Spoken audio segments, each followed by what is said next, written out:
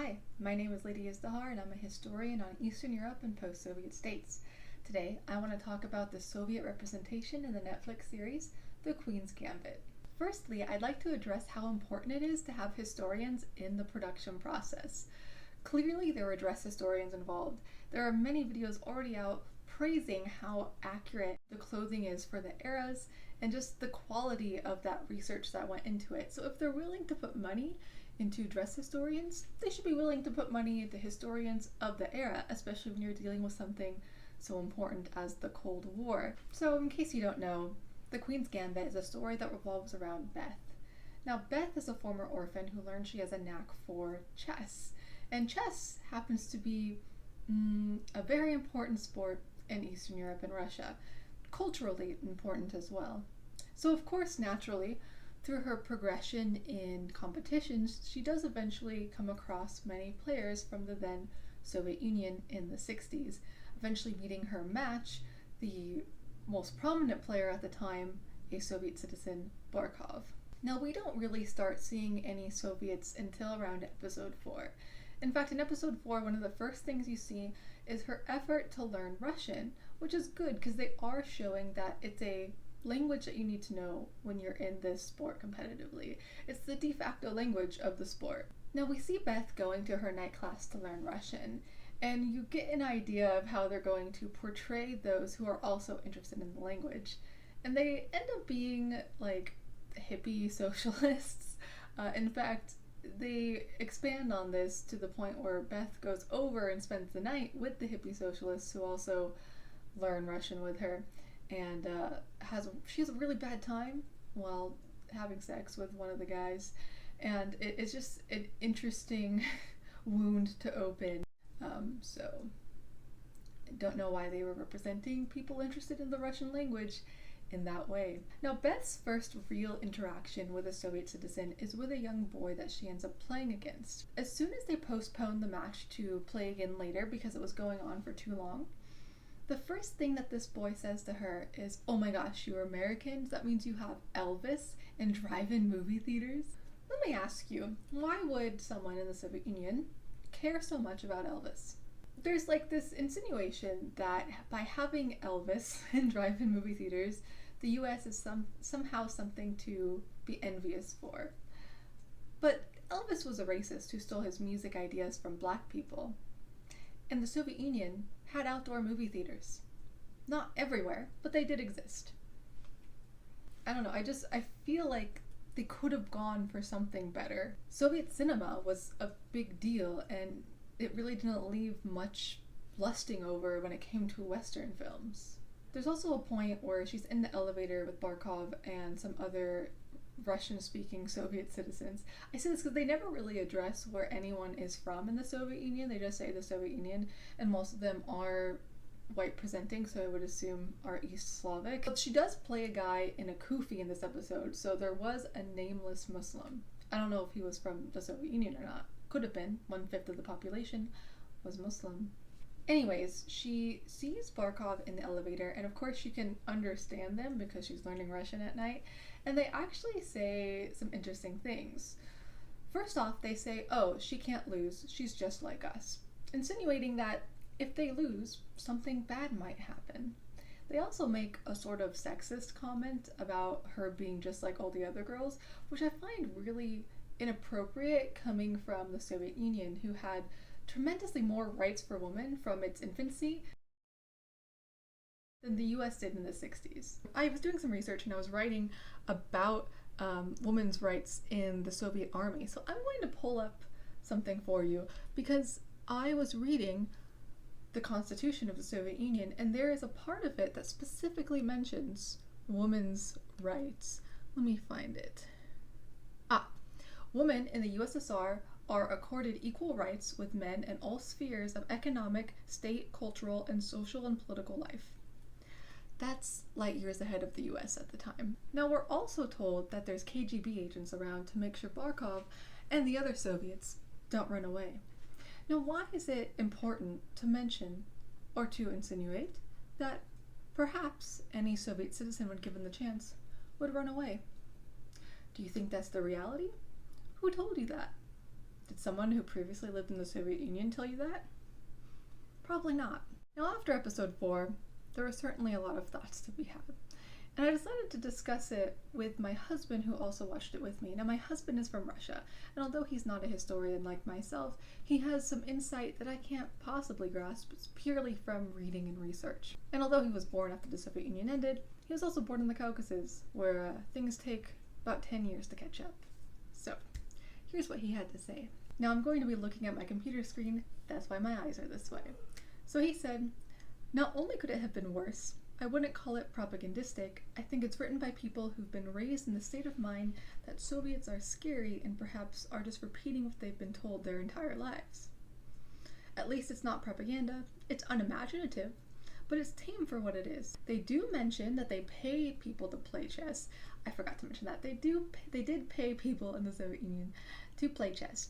You're an athlete, an artist. These positions were supported by the government, unlike in the West, where there's struggling artists who need second jobs.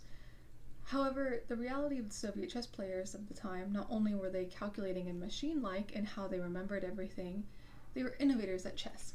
Now that's another thing, is that in this show, whenever they're showing a Soviet player, they're very robotic and serious. Now I think anyone who's in a competition of chess would be robotic and serious, but it is interesting that they're the only people who are not given personalities. Well, them and that one nameless man in a kufi. So I guess it's just Muslims and Soviets and Soviet Muslims. So yes, innovators. There were academies in the Soviet Union for chess, so they were discovering new ways to play, new moves, new tactics. And the Americans, or those outside of the Soviet Union, would have to learn these new ways of playing by playing the Soviet players. There was an advantage. They had incentive, they had money, they had time, they didn't have to worry about paying rent or even a negative perception, perhaps, of focusing your life on chess. It was totally different, and it allowed them to come up with new ways to do things. In a way, Soviet chess innovation was their secret weapon. They had the resources. As I mentioned before, it is a cultural thing, so most people in the Soviet Union at the time, most people in Eastern Europe today, have played chess before, at least know the rules, or at least a little bit about it. It's just a really common game. Most people in America have played Monopoly, because we're capitalist pigs. Most people in the former Soviet Union have played chess, because it's a culturally significant game for them. It's literally an identity of the Soviet people. Now, the 1960s was the height of Cold War era propaganda by Americans. So in a way, I can sit here and, complain about the little comments that were being made about the Soviets. But realistically, I think some people would have a way more adverse reaction if all they're being taught their entire life about Soviet Russia is such negative, scary shit. Maybe their reactions weren't actually negative enough, to the point that it would be inaccurate for them to be neutral, right? Or even have somewhat of an informed opinion of the Soviet Union. The average person would know almost nothing and be terrified based on what the media was telling them. So I think we can easily say that this is not a show that's meant to educate on the Cold War or educate on the Soviet people. You do learn a lot about chess though, but you learn nothing of its prominent players. Now in episode 5, Beth goes and meets Benny, that's his name, the weird guy. I like Benny. He's weird and I like weird guys. She meets him and they play at Ohio. And one of the things that Benny says is that everything is pretty dingy, right? The quality of the boards, the place that they're playing in, which is a university, it looks bad, and if they were in Moscow, it would be way better. So I appreciate how they mention how much nicer things would look if they were playing a game, any game, in the Soviet Union. After Beth beats Benny in Ohio, they go to the bar, and although this show does a really good job showing the brutal reality of addiction of drugs and alcohol in the United States during the 60s, for some reason they still find it necessary to make the classic, "Oh, of course I'm gonna drink in Moscow, everybody drinks." Does everybody drink? In fact, one of the most famous Soviet propaganda posters is part of a campaign to prevent alcoholism. Even so, Beth's a drug addict. Why make fun of the Russians at this point? Now in episode 6, Beth ends up at Benny's place in New York, and they're practicing before she has her next competition in Paris. And there's a comment that Benny makes, and he says that Americans are losing because they're individualists, and Russians are the best players because they help each other. They're a team and they act like a team. Now, I appreciate any sort of commentary on toxic American individualism. Now, at the end of episode 6 and the beginning of episode 7, the last episode, you get introduced to an organization called the Christian Crusade that wants to pay Beth to go to Moscow, but under one condition. She needs to fight communism for Jesus. They want her to say that the spread of communism is the spread of atheism. Atheism? Atheism. Of course, the classic, the Soviet Union is godless, right? No. Yes, there were restrictions on organized religion. Now, this came as a result of, well, the abuse during Tsarist times of the Russian Orthodox Church. And there's this large want to prevent that from happening again. So one religion can't reign supreme over another. Didn't want what happened before to happen again. Now, restrictions on religion did vary region by region, but in general, you could still practice in most of Soviet Russia. As I said, 1/5 of the population was Muslim, and they did practice Islam. Now, there's individual instances where harsh restrictions were forced upon certain groups. There's context in all of these. In fact, during Soviet times, in all of Russian history, I suppose, there are about 5,000 different religions that the people belong to. Various forms of paganism, various forms of Christianity, and a couple forms of Islam. I think people very much so misunderstand religion in Soviet times, and that deserves its own discussion and video, but I'm not surprised that they would play up on that. Now, they do show how both Beth and Benny think that this group is crazy, and Beth eventually refuses to work with them. So while they do use the "oh, godless USSR" trope, it is pushed aside as being a bit much even by Beth, who could use the money.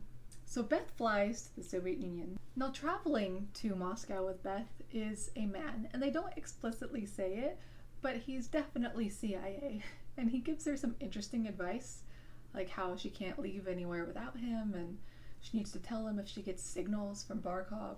They also meet like a Russian man when they get off their flight, and I don't know what he's a part of, but for some reason Beth is like staring at his Makarov that he has, and it's like, yes, Beth, people have guns. I'm sure your CIA agent also has a gun. Why focus on the Russian guy's gun when everyone else who's surrounding her probably also has a gun? So there's a sort of opening ceremonies, and it's so bland. Everything is very gray, monotone, like there's sad violin music basically happening, and of course, everyone except Beth is speaking Russian.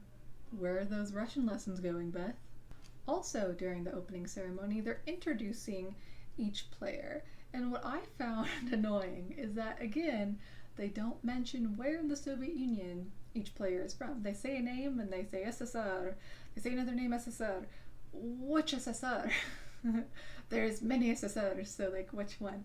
And maybe you wouldn't notice, but really they should be saying, is he from the Lithuanian SSR? Is he from the Estonian SSR? Is he from, the Kyrgyzstan? Like, I want to know. So another thing that happens to Beth is as she keeps winning against the Soviet players, she's greeted by more and more citizens cheering and excited by her existence, which in any country would be odd. Like, imagine most of the players in this match are from your home country, and everyone is cheering for the one person who's not from your country.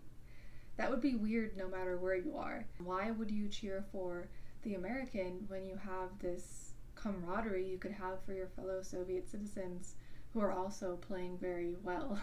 It really doesn't make sense, and I thought it was an odd addition to make it be like, yes, everyone loves the special American. Now finally we get to what everyone's waiting for. She beats everyone, and she's finally playing her last match against Barkov. And there's this little boy with an ushanka. Of course he has an ushanka because he's Russian. How do we show that? Oh, and everyone's wearing winter clothing because it's cold outside, because we all know it's always cold in Russia, right? So anyways, there's a little boy with an ushanka, and he's like reporting all of the moves to the cheering crowd outside, which is odd because there's a bunch of different reporters literally reporting on the radio what's going on, and chess matches would have been a big deal. So it would be on the radio, it would be on televisions. You could likely go to a cafe and hear the match.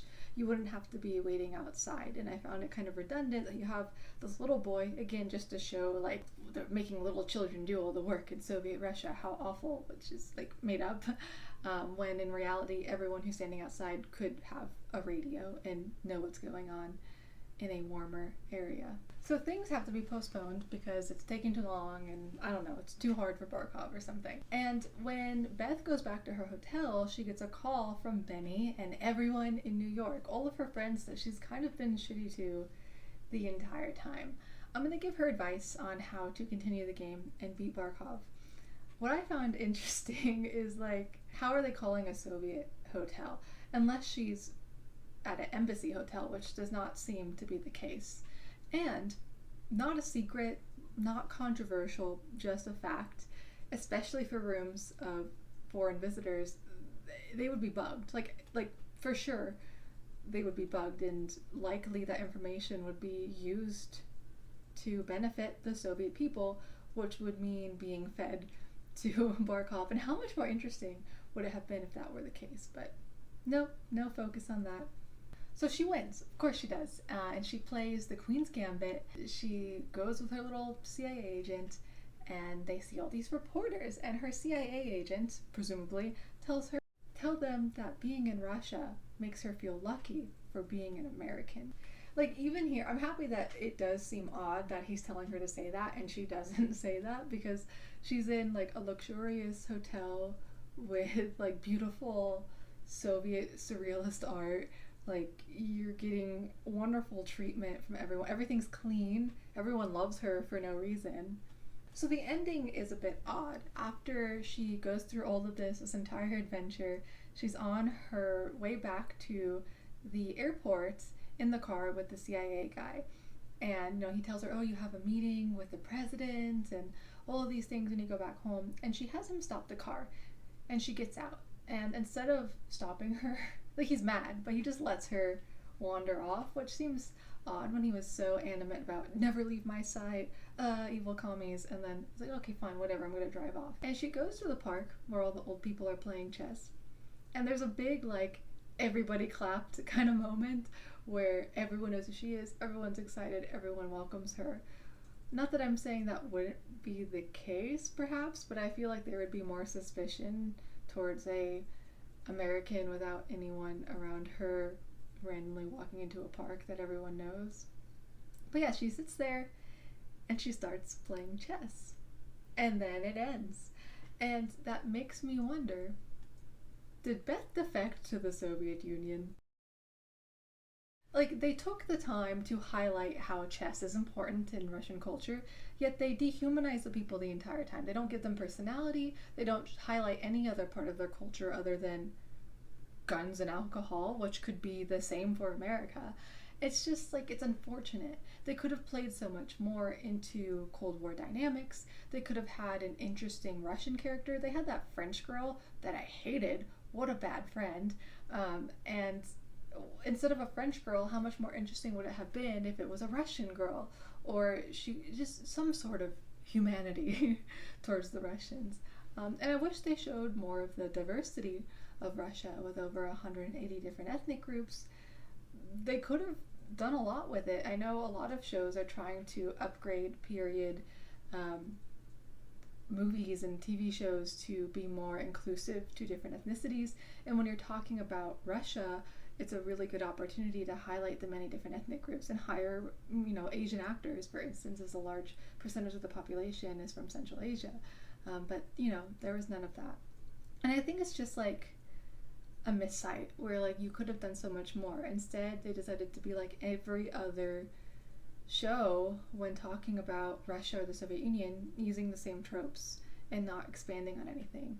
I really would have loved to see more from the Soviet side, what the Soviets were thinking, or just giving more perspective from Barkov. I don't know, there's so much more they could have done. To me, it really cements my notion that Netflix and production companies, anyone working on any sort of media, need to hire historians. And clearly they hired a dress historian. Not for the Soviet clothes, they were unimaginative and just cold weather clothes and a few Ushankas here and there. But imagine if they hired a historian who focuses on Eastern Europe or post-Soviet states and Soviet history in general. There's so much more perspective that you could have had, and adding that sort of perspective, even if it'll cost you more, will only improve people's experiences, give less people an opportunity to complain, and bring more of an audience from the history buff region of things, maybe the Russian audience. Like, it would only improve what you're creating and bring you more money in the long run. So why not take the time and money to address more experts? And for that, it's disappointing. It wasn't over propagandistic, right? Like, there wasn't a bunch of Red Scare. It was very subtle, but even the subtleties annoyed me, where a production in 2020 couldn't even get the diversity in Russia right, couldn't get any sort of humanization of the Soviet people. I just expected better, but why would I? Because who out there is hiring experts in this field? No one, really. You can hire me though if you want. Or you can support me on Patreon, because I do all of this for free. You can also join me on my Instagram at Lady Izdihar and learn more about Eastern Europe and post-Soviet states with me. I talk a lot about the different ethnic groups and just random things that I find interesting. No one else is really talking about that in the English language without extreme bias. My sources are in multiple languages, so I give you a good variety. Anyways, thank you for being here. I hope you found this a little interesting with my insight onto this, and comment below what you thought of the Queen's Gambit. And if you haven't seen it, do you feel like seeing it after I settle these things? It's good, like, don't get me wrong, it's a good show. I would have done different. Alright, bye.